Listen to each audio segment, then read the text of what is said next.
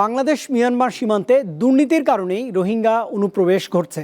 এই দুর্নীতির কারণে স্থল জলসীমানা সহ সীমান্তের নানা রুট দিয়ে রোহিঙ্গা অনুপ্রবেশ আটকানো খুব কঠিন হচ্ছে। রবিবার পররাষ্ট্র উপদেষ্টা তৌহিদ হোসেন পররাষ্ট্র মন্ত্রণালয়ের সাংবাদিকদের প্রশ্নের উত্তরে একথাই বলেছেন। কখনো কখনো এমন দাঁড়ায় যে আপনাদের কিছু করার থাকে না।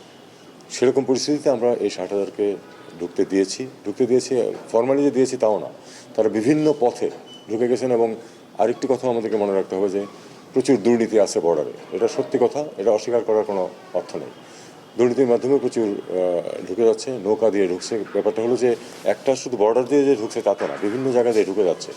এটাকে আটকানো খুব কঠিন হয়েছে। তবে আমি এখনও মনে করি না যে আরেকটা ঢল যেটা সেরকম কিছু একটা আসবে। যদিও অনেকে এরকম আশঙ্কা করছেন, আশঙ্কাটা আমাদের আছে, কিন্তু আমাদের সেই ঢলকে ঠেকানোর ব্যবস্থা করতে হবে আমাদেরকে আন্তর্জাতিক সম্প্রদায়ের সাথে।